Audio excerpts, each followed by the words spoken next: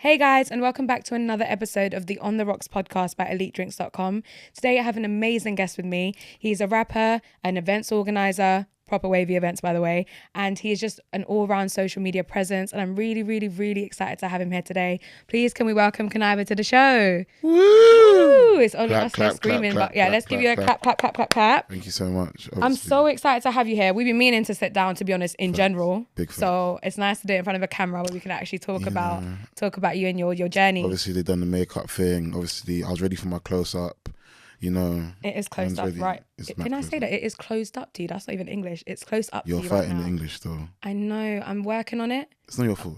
It's not my fault. It's not my fault. It's been a long day. It's been a long day. It has been a long day. I've actually been here for a while now, and it's the second day of shooting. So, you know, I'm going through it, but all for good reason, and I'm excited. Fendi facts. You know what I mean? You got to do what you got to do. But let's get straight into it. Like, I kind of just want to explore you, everything about you, and I want to start on what early life like was for you and growing up. Did you always want to go into music and being a rapper, or is it something that you found along the way? What was the process like? No, so basically, when I was 5, I wanted to be a Ninja Turtle, and I realized, man, can't be a Ninja Turtle because I'm not a turtle. But after that, I was like, yeah, music. Now, I always like music. Yeah. Music and sports. Okay. That was my bag. So where did you know that you could turn it into a career? How did that come about? Because a lot of people can like things, but when you can actually become successful in something, it's different, you know? So when was that moment of realization where it's like, I'm actually good at this? I realized I was good kind of early. Like, I started rapping at 10. Okay. Like 9, 10. So was you like spitting bars? Was you like writing rhymes? How did it go? I was writing bars from, like my siblings say I was writing bars from like a kid, like 6, 7. I used to mumble stuff and just write it down. But I would never show anyone what I'm writing. I would just write stuff and I'd run away and hide it. And then when I was like 10, I think I got in trouble for something. And my brother was like, yeah, go on time out, but you're just bare fidgety in it. So take a pen and paper and just draw or something and just sit there. But sit there and shut up sort of thing. And then I was just writing bars to myself and he was like, well, you mumbling? And then he took the paper off me. And he was like, wait, are you writing bars? And then he was like, so yeah, and then he was like, do it. Like, what you've written, say it. And I was like, I can't say it. And he was like, say it. Like, and I done it. And he was like, bruv, you're rapping. And I was like, How old were you? Like 9, 10, something like that. So you didn't even really know what you was doing. I was just copying what I was hearing. Yeah. Because my brother used to obviously like the brother that I live with now, like the one above me, he can sing in it. Okay. So it was like, I was listening to music 24/7, like in the house, just blasting music. So it was like really musically inclined. So yeah, so it was just like, cool, man, just copying what I'm listening to. And then he was like, carry on doing it sort of thing. I hit year 6 and then like other people like in the area or whatever hear me rap or whatever, I'm going to studio, I'm trying to make songs. And then like my first day, year 7, I'm like break time, bopped up to year 11s. Wait, he's telling me that you did it on the first day? Yeah. Like no waiting? Like, first day, man, go get her from early. AstroTurf. I'm seeing a crowd of people spitting, year 11s. I bopped up to them and I'm like, yeah, I want to rap. And then what? Like, you as a year 7 went up to the year 11s and was I'm like, I want to spit. On smoke, like I'm ready to spit. And they're like, oh, he's the kid. But a couple of them man know me, like my family and that, innit? Okay. Like, oh yeah, that's so-and-so's little brother. Okay. And they're like, oh, what, can you rap, yeah? And the man spit. But when I'm rapping better than most of the year 11s. So now everyone's looking at him like, bro, he's the kid. Either he's really good or we're really bad. Like, you get me? And then from that, I think like I got a reload. So then everyone's just moving mad. And I'm walking around and then everyone's like, oh, it's the little rapper kid. But no one knew my name, innit? Like, it's just, oh, the little rapper kid. And then eventually, obviously, little rapper kid became a real rapper. Kaniva, innit? Like, and then everyone knows me. I was Kid Kaniva. And then when I hit like 18, I was like, I'm not a kid anymore. So take the kid out my name. But yeah, I just got known in my area and like the areas I was living in and stuff. And then when you hit school and then you realize like you're clashing people and then you're getting better and better and you're getting so well known like locally. Yeah. That's when I'm like, support's coming through as well. Yeah. So that's when I'm like, cool. Like I had a clash when I was like 14, 15. I think that clash has got like 70,000 views. At 14, 15? Then 70,000 views was crazy. Mental. That was like 1 million views. Because now marketing, and not that everybody uses marketing and stuff, but it's much easier for things to go viral. Yeah. But back then, you got to be like back then, I went viral on like Bebo. Like, wow. So it's like everyone had my clash on their little Bebo page thing as their main video. Yeah. Them times that I couldn't go nowhere. Like everyone would be like, oh, you're the guy from the Clash. Bruv, that Clash is so mad.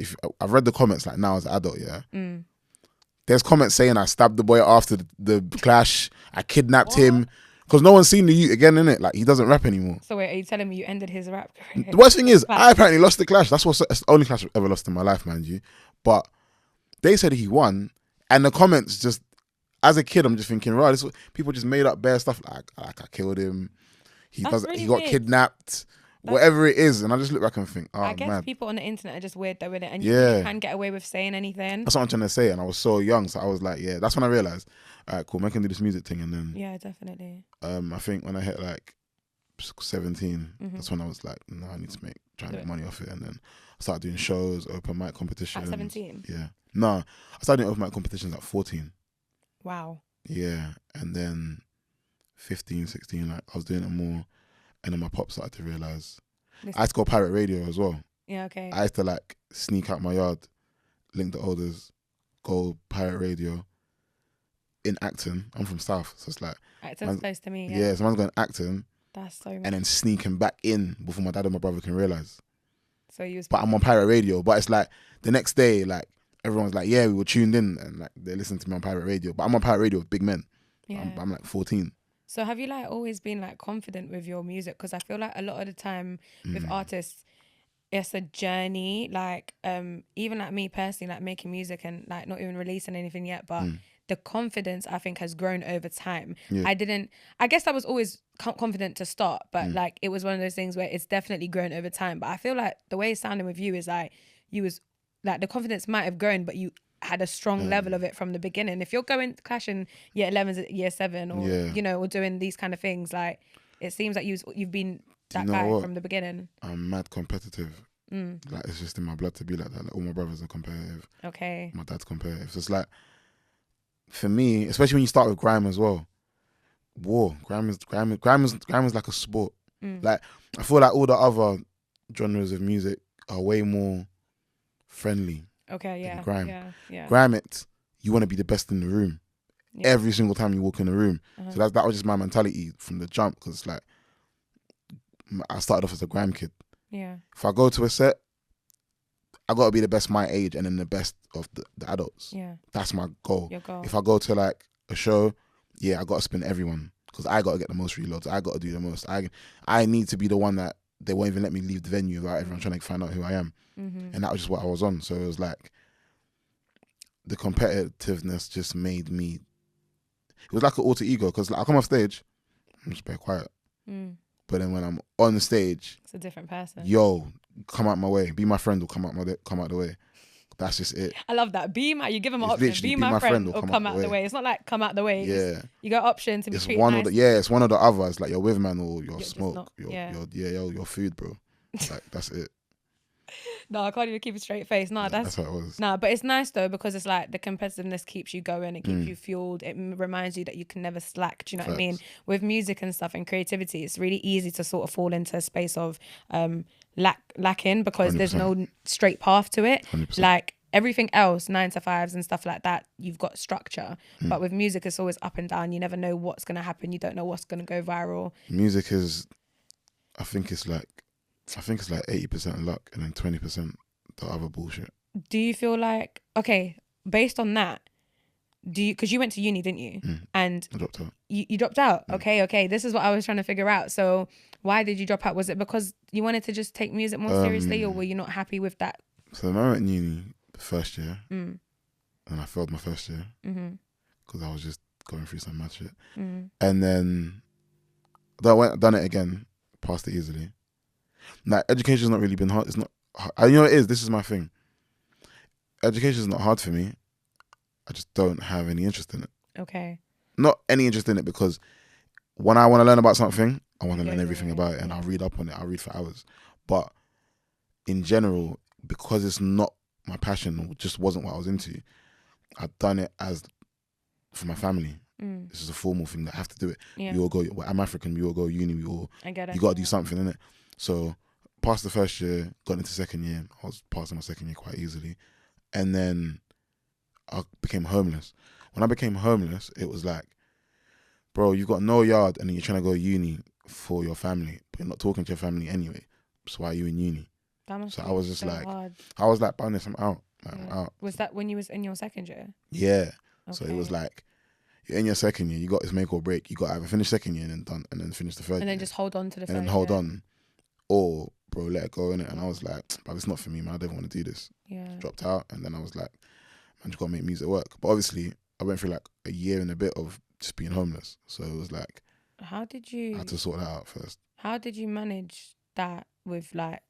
Did you pause music at the time and sort out that? Or was it like you did both at the same time? I did both, but my foot went off the gas. So what happened was 2014, I was popping that year. Because everyone you see this whole new generation of music, yeah? Everyone came up off YouTube. Yeah. And TikTok and all these things. And stuff, yeah. I came up off open mic competitions. So yours was that was my thing. In person, more yeah, mine was everyone that not like all the artists that I know now. I met them at gigs. Okay. Storms, Av, Tobes, Miss Banks, all of them. We all met at open mic competitions that we used to go to. Like there was like circuits of open mic competitions. That's crazy though, the growth though. Yeah, and we all used to go, and that's how I met everyone, and that's how I got known. So my thing was like, I was just hungry doing shows no matter what. Whether I was broke or not, I used to jump over train barriers to go do shows. Wow. Anywhere in London, like I didn't care. As long as I could get in, I'll do my thing, you feel me? Yeah. And then I was just doing bare of those. So it was like, I was doing those, I got more known off that, and then I went on One Extra, and then I started popping from that. Then I went on tour with Nasty. Okay, how was that? This was my first tour, it was mad. Really? I didn't know what to expect. It was mad. I'm all going Birmingham and all these places, and I'm thinking, oh snap. And like I'm opening for Nasty, and it was like bare grand people, so it was mad, innit? Yeah. But then when it hit December, I opened for Snoop. No way. Yeah. So when I opened for Snoop, that's so sick. Yeah, that's amazing. Because he was doing that Snoop Lion thing. Okay, yeah. Where he was DJing and stuff. So when we done that, then I had a headline after, like even headline shows. Everyone does it now. I was doing it then when it wasn't a thing like that. It was just, I just want to do a show and bring my brethrens. That was it. So I done this open mic, sold it out, and then like even had labels talking to us or whatever. And then like maybe like a week after, no, I done a headline and then I done Snoop. And then like a week after the Snoop, got kicked out. So it was like, damn, I'm popping right now, but man's homeless. So I can't do what man needs to do. So now I'm trying to juggle music, but I've got no yard, and I'm dropping out of uni. And it's just like, and like because you're popping, it's like everyone's checking. Yeah, for you. so it's like you've got to keep this like. I went on radio. I went on Rinse with Spyro. He didn't know I was homeless. To this day, he might watch this and be like, "Oh snap!" He was homeless. I was homeless when I done that. How? I went on One Extra again. I was homeless when I done that. I went to Napa and performed. I was homeless when I did that. Like I literally done everything I done. I done gigs, everything. Homeless. No one knew. How do you like? I don't even know how to phrase it. How do you keep your mind focused on things like, you know, performances and radio shows and whatnot, and like have such something so difficult to deal with, something that's you're not gonna stop thinking about that. You might be able to put it to the back of your head while you're talking and having a conversation, but I know just from like hypothetically thinking about it, if that was my situation and I knew, the sad thing is as well, it's like you're clearly popping and the demand is there because you're still doing these things, but it's just an unfortunate circumstance. So how did you balance that mentally? That would have been taking a toll on anyone. I feel like music's the only thing that was keeping me sane. So it's like, if I wasn't doing music, you don't know. I would have done I would have been Joe. I would have been doing dumb stuff. For me, it was like, I'm homeless now. If I drop one song tomorrow and it blows, I'm up. Your situation I'm changes. Calm. So it's like everything I do in music, it's like one of these things could just change the situation. Yeah. So it's like that's my go-to thought. So it's like someone could say, "Oh, bro, come to this show here," and then I wasn't even really getting peace for shows or anything. So it was like, come to the show here, and I'm broke, homeless, whatever. I'm thinking, oh, Bunny, I got to get to this show because, bruv, the biggest A&R could be at that show, and then I get signed off that show. You feel me? So it was like, you have to go. There's no excuse. And I feel like in this world as well, to be harsh, bruv, no one cares. Do better. That's it. No one cares. Do better. Just do your thing. You know what? I hear it, and I really, really do hear it. But I think that I think that okay, this might be the soppy emotional female side of me, but my natural response is somebody cares, you know. But the truth of the matter is, at that time, that's what it felt like, and that probably was what somewhat the reality was for you, just based off of what your experience was. I just feel like I don't even, it's really hard to even hear, because when someone is achieving so much and is at that like brink of like success, like you're obviously successful to a point to get to there, but there's success that you're looking for. Like being at that brink, you have to keep such a strong mental mindset, because so many things that could happen. Like it could take one little rejection at that time to throw you off, you know. It could take one little thing. So was there ever times where those trials and tribulations where you was homeless and it was like, I'm gonna stop this, or was it always just straight mindset of there's a bigger sort of picture there here? were times I was gonna stop, because it's like, all right, so cool. 2014 December is when I turned homeless. Yeah, no, just before that. But 2015 is when I watched all my peers blow. So it's like I watched Stormzy fly. I watched Nadia Rose fly. I watched Evelino fly. I watched Tobes fly. I watched Miss Banks catch her feet. I watched all those people start doing so well. People that you was but in front. Those were my peers. Like we used to go shows together. We was on the circuit together. That was I always say music's like classes. Yes. That was my class. You get me? Like they were my age group. That was my class, and then they went up. But I don't have music to do. I don't have money to make any music videos. Yeah. I don't have money to pay Link Up or Graham Daily, whoever, for an upload or I don't have no money. I don't have a manager. I don't have anything at that time. It's just me and the man there. That's it. So it's like just pure talent, and it's just like, then when you watch everyone pop and it's like, I could do what they're doing, I just don't have the means. And now I don't have the means, I'm now tracking behind. of course, So literally I watched that class go up a year and I had to retake. And that's how I look at it.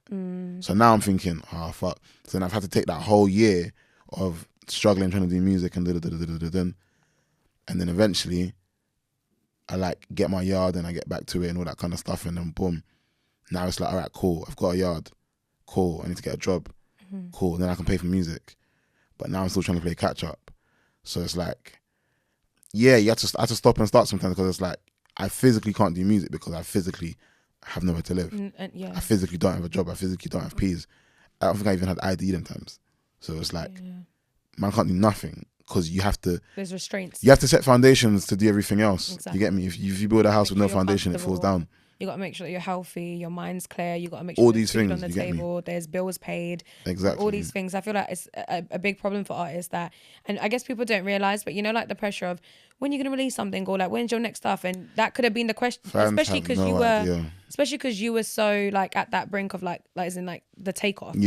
With the rest of the people that you mentioned, and it's like at that time, if you kind of go quiet at any point because you're actually sorting your life out in order to continue that, fans don't know that.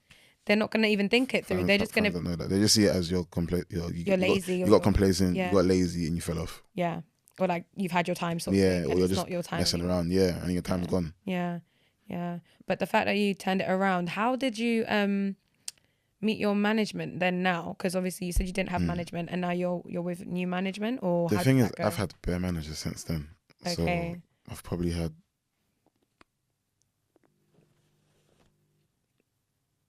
Sounds. Damn. This is my fifth management since Fifth. then. And is it purely because there's been like issues along the timeline, or no? they Do you didn't know fit what? your requirements? Not all of them. Not all the situations were bad. Like, so just when I was homeless, I then got a manager. Okay. Like, and he's still my guy now. I remember when I asked him to manage me time ago, and he was like, no. And I was like, why? And he was like, I just don't have the time. Okay. No.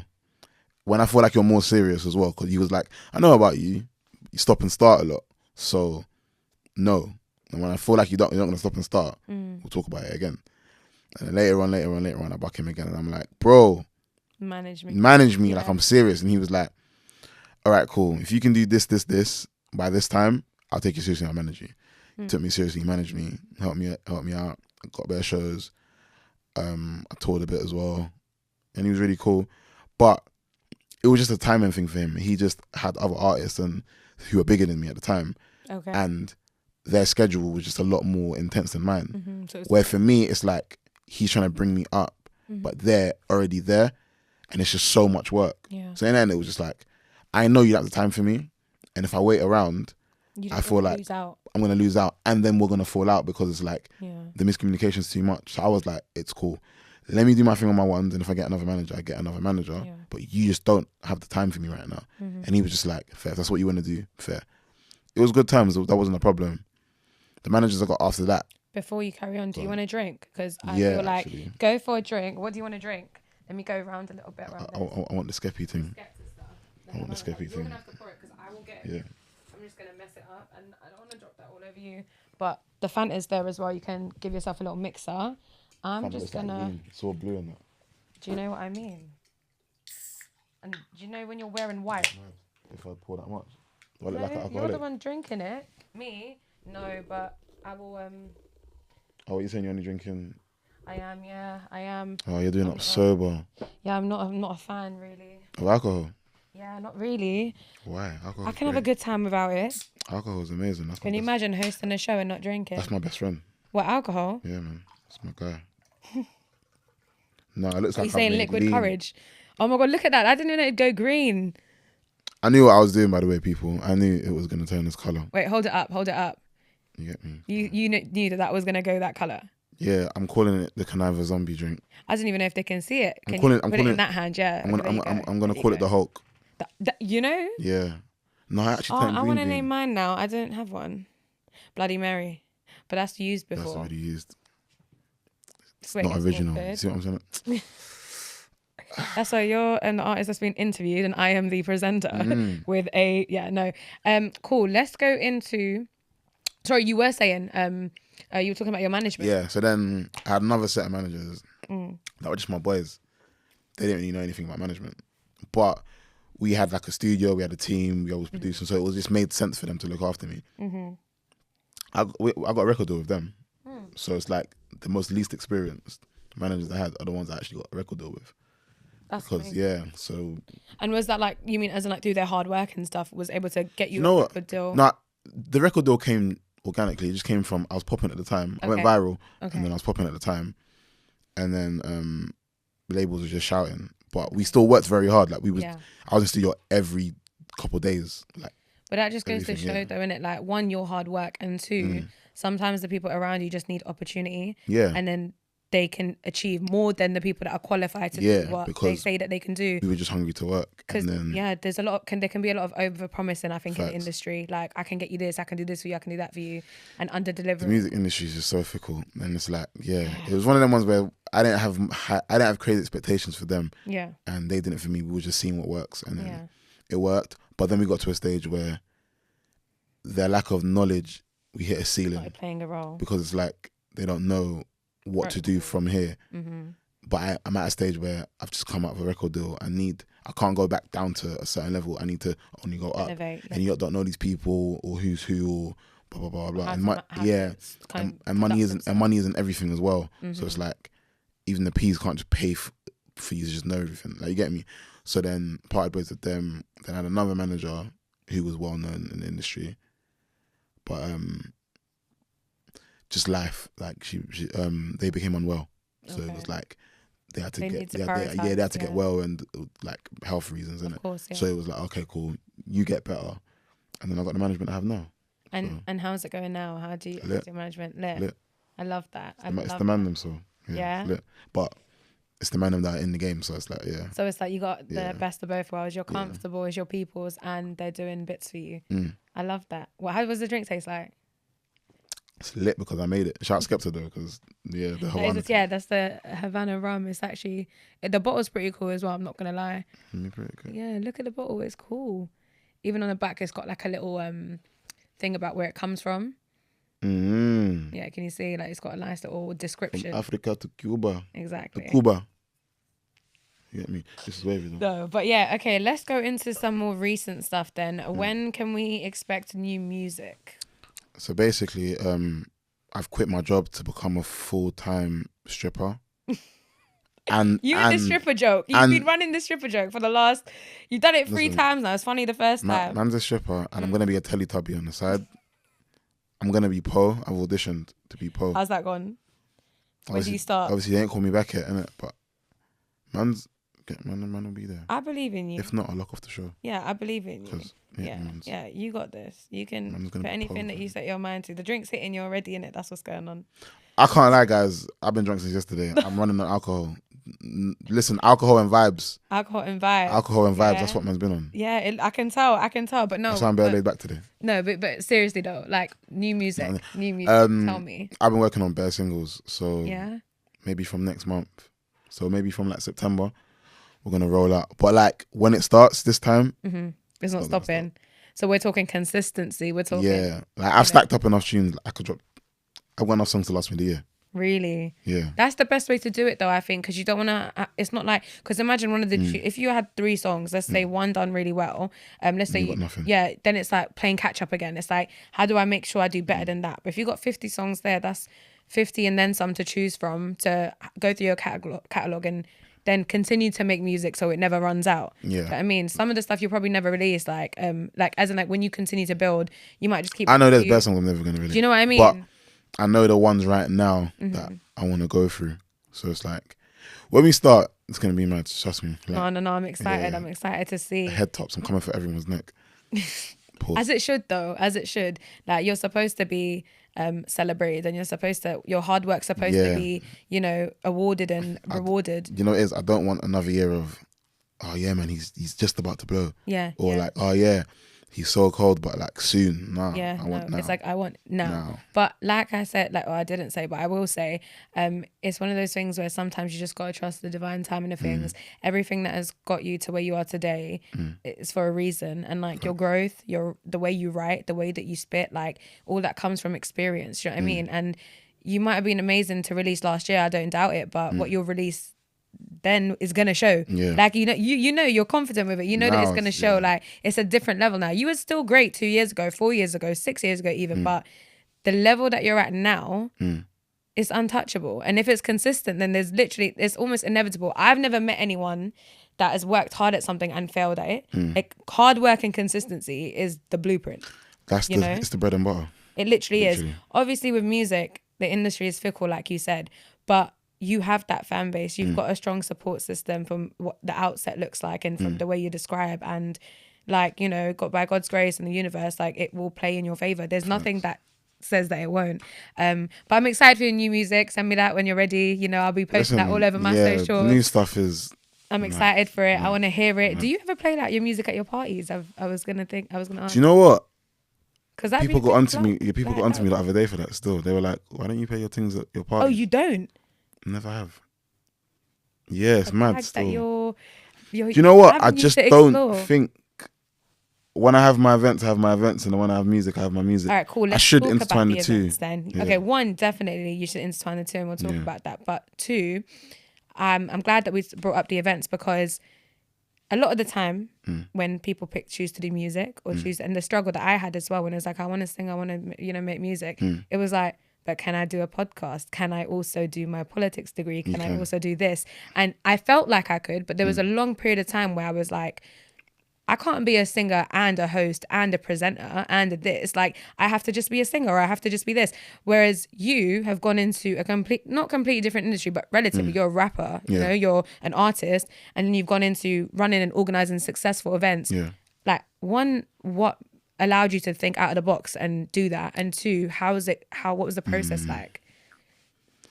So when I was a kid, I done under 16 parties. Okay. I done a phone party when I was 16. A phone party? Yeah, with the men then. I actually forgot I did that. That's actually crazy. I done a 16-year-old's phone party. I wish in we a club. had phone parties at 16. Yeah, I remember we done it. We was doing water fights at school. That's what we were Yeah, it's actually mad. We actually done that. we were doing. It was actually mental. And then when I went in uni, the team I was in used to do like raves. It was like DJs, hosts. So then I got into events like that as well. And then what I used to do for my birthday every year, I'd throw this mad party I've got a business partner. I've got a business partner called Mads, but we're 1 day apart. Our birthdays are 1 day apart. No way. So what we do is throw a party together because oh my God, yeah. it will go from one of our birthdays into the next person's birthday, innit? That is so lit. So yeah, so it's like we do that. and it would just be ram. So, And is that the business partner for the events that you do now? Yeah. So every year you literally have an excuse to throw that huge party. Yeah. And so, celebrate both of you. Yeah. That's so sick. So it was mad. So like 1 year, we had like a costume party because it's Halloween times because I'm an October baby. And then another time we just had a mad party in Camden, and then like just ram out the venue, and then everyone comes. Obviously, we both know a lot of influencers and artists and stuff like that, so everyone comes. And then we started doing a couple more events, and then lockdown happened. So I used to throw cheeky little warehouse parties that I probably wasn't meant to throw. Hi, can't catch me now. No, stop, because I shouldn't even be laughing. No, we do not condone. We don't condone it. Innit? We don't condone that. What parties? What are you talking about? I was doing like mad warehouse, like frat party sort of parties with my other business partner. There's 3 of us, and then because I used to do like the frat party wild sort of things with one business partner, and then the other one with the other one, I was like, all right, all 3 of us need to just come together now. Yeah. And then that's what we do refill. So it's like and then refills like day parties, brunch stuff. That's so nice, because I feel like when you get slightly older like me, don't get me wrong, I like a club night or whatnot, but day parties is really where it's at. Day parties is the vibe. Brunches that you're telling me I can be in bed by 9 p.m. and I've been waved the whole day, and I'm excited, and I'm in the sun, and I'm not struggling, and there's no surge on the Ubers either, because it's not 2 a.m. in Mayfair. You see Uber surge price here is the devil, fam. It's disrespectful. The devil, fam. A £10 journey will be £30, and I don't know why, fam. I hope Uber can hear this and just sponsor us somehow. They see this. Listen, like, you know what? Here's some compensation. Uber, if you don't sponsor, fam, I'm going to Bolton then, man, fam. I've been going to Bonnet. Now, at first it was Uber. I was that girl like, I only take Ubers, like just because I didn't want to try the other. Innit? Is that class as She was bougie. No, it's I not only take Ubers. bougie. Uber everywhere. No, Uber everywhere. Uber everywhere. That's that bar. Yeah, no. Do you know what? Yeah, I don't know what it is. I think it's an OCD thing, and it just purely was like I'm so used to the Uber app, and I've just heard the other ones are mad unreliable, so they might be a bit cheaper, but it's just like, is it gonna get there on time? Uber's always 2 minutes, 3 minutes, 4 minutes. Like I'm seeing 15 minutes, 18 minutes to arrive to me, and then another 25 that way that's for it. long. It's not. I might as well walk at that point. So. Then one day I was like, the promo codes ain't really hitting for Uber, and I could see a 5 promo. You was famous. I know you had bare them Uber code things, stacking up bills of just promo codes. You know what? Yeah. At the end of the day, they still run up a fat check from me every single time because I hear I'm spending too. My Uber bill is rude. It's rude. So get a license, people. Get a license. Yeah. Anything I say now is going to be seen as controversial, so I'm just going to keep it stuff in. Get a license. No, I'm joking. You know what? My driving test is actually in January. It was supposed to be in November, and then they postponed it because apparently my instructor was not available to do it then. Don't know if he got COVID. He got caught in the trap. He got caught with COVID. We're going to run with that one. And now I've got to wait till January, so I literally don't have a choice. But yeah, sorry, we went on a tangent. The events. How do you manage the events and music? Is it easy? What do you put into place to make sure that you've got both running at the same speed, I guess? It's kind of easy because I work in music, and events is still sort of in the music world, because it's just music. So it's like getting the artists and the influencers in comes from my music world, to shout those people to come in and support or show love or do whatever, even just to come through. Like, so it kind of one helps the other. So it's not crazy. It's more the time. Okay. Like, if I need to be in studio, but then I got to do stuff for the event, it's like, oh snap, I got to postpone my studio session because I got to run around to get stuff sorted and blah, blah, blah, blah, blah. So it's like, how do you deal with that? Is it just like you try to be more organised? Or yeah, it's being organised, and I got 2 partners that are on job, so it's like, if I can't do something, I can trust that they will do it. So it's not like I'm doing it on my ones. We all like put the same amount of effort. Sharing out the So workload so it's not too bad. Okay, that sounds good. When is your next event? 29th of August. Okay. We're doing a carnival special. Yeah, it's gonna be. Might have to come to that. Since there's been no carnival. The last one was Ram, so people need to get tickets ASAP because. What's the light in there? Not hot and sweaty, I hope. No, it's calm. Okay, because some of the clubs obviously, if you come in the VIP part, then you're more good than the other parts. Just know that you better put me on a list because I'm not trying to walk around and sweat my makeup off. Obviously, didn't come to the last one, innit? So I don't know how I feel about putting her on the list. Because the last time I put her on the list, she didn't attend. Just saying. No. Okay, Hot listen. seat, Let's be real. I was supposed to come with Claudia, and she was just moving long on the day, and she's gonna hear this. Throwing her under the bus live on this. She was moving long on the day, but like, no, we were definitely. I said to her though, we're definitely coming. Like, your events look amazing. They look so good, and every time I see, seriously, every time I see them in the snaps, I'm like, I need to go. I need to be there. Yeah, like, it's FOMO. Yeah. I'm like, it's looking lit. Like, it's just like the type of people. Everybody looks like they're having a good time. Yeah, and there's no bad vibes, and everyone's just there to do up enjoyment. You know what I mean? Because everybody's cool kids.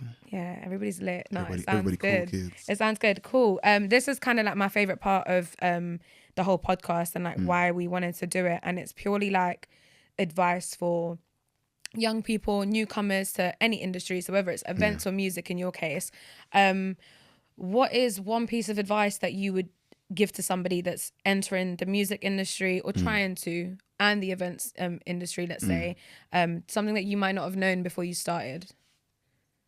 One, consistency kills. Be consistent as possible. That's first and foremost. No, sorry. First and foremost is trust God. That's the first one. Like, if you're prayerful, be prayerful. And put God in everything you do. That's the first one. Second thing is be consistent. Like, consistency kills. You need to keep at it. The third thing is tunnel vision. Forget what everyone else is doing. I know it's so easy to get caught up in like that person blew off this, so I got to do it that way. Nah, bro. Like, that might have worked for them. It's not going to work for you. Like, your journey is your journey, and what you do is for you. Another thing is utilize the assets around you. Like, some people might have like the best things needed to make their whole thing work and not know, because they're just not looking at it. Like, for example, you could be doing events here, and you could have a friend that is just learning how to be a DJ now. Yeah.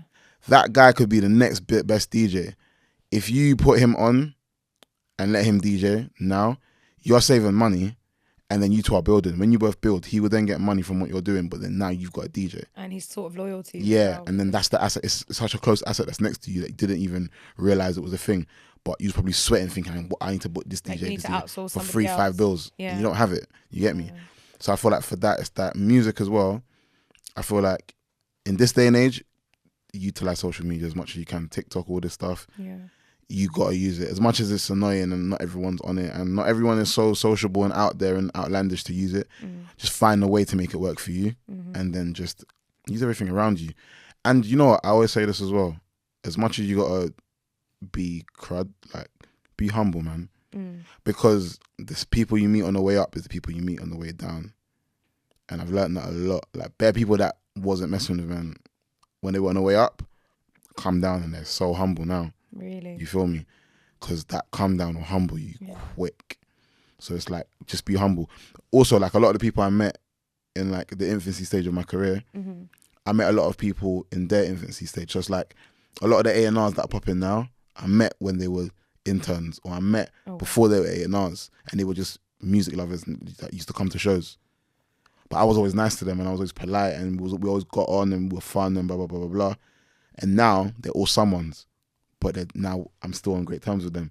So I can work with them, and I can do what I need to do. Yeah. And it just came from, I kept a good relationship from then till now. Like building health. Because you never know who's going to be who. Someone, yeah. Anyone could be anyone at any point. So, yeah. It's just like treating all people fairly. Yeah, be cool to everyone. Man. Even if they don't have something to offer you of value, like, it takes nothing to be kind to someone, I think. And then if you are nice to everyone, not that this is why you should do it, but naturally people will want to do things for you, want to put you in places of opportunity, want to help you out, you know, because you've never done anything to them for them to want to do otherwise. Facts. That's how I look at it anyway. I think treat people how you want to be treated, and then 100% of that. Also though, like, there needs to be a balance. Obviously, know your worth. You can't do, it's not every show you must do. Right. It's not every collab you must do. It's not every event you must go to. Sometimes know your worth and just chill. But do you mean more like in a way of like exclusivity, or do you mean more like don't just take any cost for a show, or don't take any cost for a... Do you know what?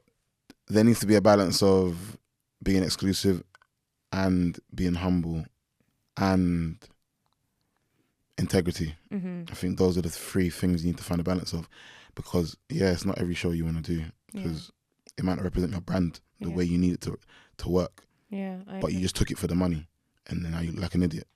Because it's not fitting. So it's like you have to find a balance and have a good team around you, man. Like if you got close friends that love you and want you to do well, make that your team. Make that your team. That's my team. That's how I bring in. I'm like, that's the way it needs to work, man. Everyone's in house. Everyone's people that it's all my G's. That like I know for a fact, like anything I'm doing or not, these people are riding by me. Even if it's like I'm doing something very simple and it's just me, a camera and something. I know it's the same 5 people that are going to be cheering for me that are, if I'm on a stadium and I'm doing something with 50,000 people watching me. Same team, because those people are the ones that there's no ill intention, there's no miscommunication. You can also not necessarily push boundaries, but they know you. So they know how to deal with you and deal with your character, deal with any, like if you're ever going through it, stress. I love being around the people I love when I'm stressed, because it's like, one, I can be difficult to work with at points in the sense of I might just be having a hard day. But the only people that are going to understand that the best are those people that like love me outside of what I'm doing. You know what I mean? No, that's great. And I think it's great advice. I feel like a lot of people look at you and think, wow, like you've achieved so much. Even though it's the beginning, I believe, even in terms of your journey, I feel like you've achieved 1% of what you're trying to achieve. Definitely. I've not done, like, the achievements I've done now, I'm happy for, and I'm grateful to God, and I'm grateful to the people that have helped me on my journey. And there's promises that I made to myself that I've done. Like, Wireless was sick. Yeah, how was that? Oh my God. Wireless was sick, but it was bittersweet for 2 reasons. It was bittersweet because there was no crowd. Yeah. So it's like, online, wasn't it? Man's got to do this virtual thing, innit? But I performed at Ali Pali. So it's like, I've done it at Ali Pali. Yeah. So it's like, I've done Wireless and Ali Pali. They were both on my list. Whether there's a crowd or not, I've done Wireless and I've done Ali Pali. That needs to be celebrated. Yeah. So it's like, that was a big thing for me. Bittersweet is because obviously, 1, there was no crowd. 2, I promised Cadet that I'd do Wireless that year. I made a deal with him, and he said he'd do Wireless the year before, and he did get booked for Wireless, but he passed before he could perform live. And I said, if you get booked for that year Wireless, I promise I'll get booked for the year after. And it happened. Unfortunately, he couldn't see it, so it's like, it's bittersweet. Yeah. But it's beautiful that you sort of fulfilled. Yeah, I promised my bro, and done it. He was able to achieve it. Yeah, man, done it, and that was enough for me.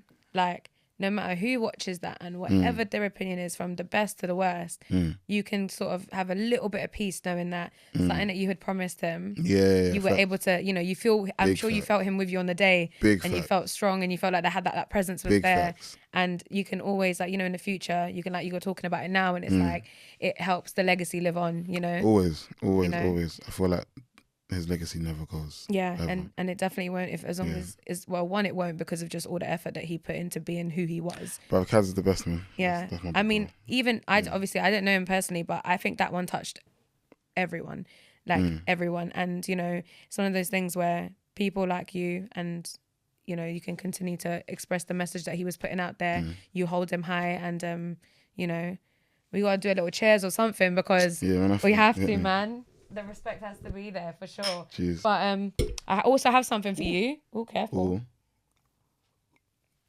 That's real good. But I like presents. You have a present. Are you ready? You know what? This ain't I'm a bit slow, but I'm gonna put it in the bag in front of you. You know what? I'm gonna. You can close your eyes. Okay, yes. Dun dun dun dun dun dun dun dun. Dun, dun, dun, no, I'm joking. You can open your eyes. I got you some alcohol to extend your wave. Oh my God. So you will be on a 2-day bender. I wasn't expecting this. I didn't know I was going to get anything. Oh my God. Gonna get any alcohol. Oh my God. Oh my God. Yes, it's some Grey Goose vodka for you. Just say you want to kill me. I want to kill you. Oh, I wasn't expecting her to say that. Oh my God, someone's going to crop that and now make me look stupid. No, I'm not doing it. Shade Barra tomorrow. No, stop it. No, you see the goose, yeah? Yeah, go on. The goose will have you quacking. The goose will have you quacking still. Well, I hope that does, and I hope you feel appreciated, and I do. I hope you so feel much.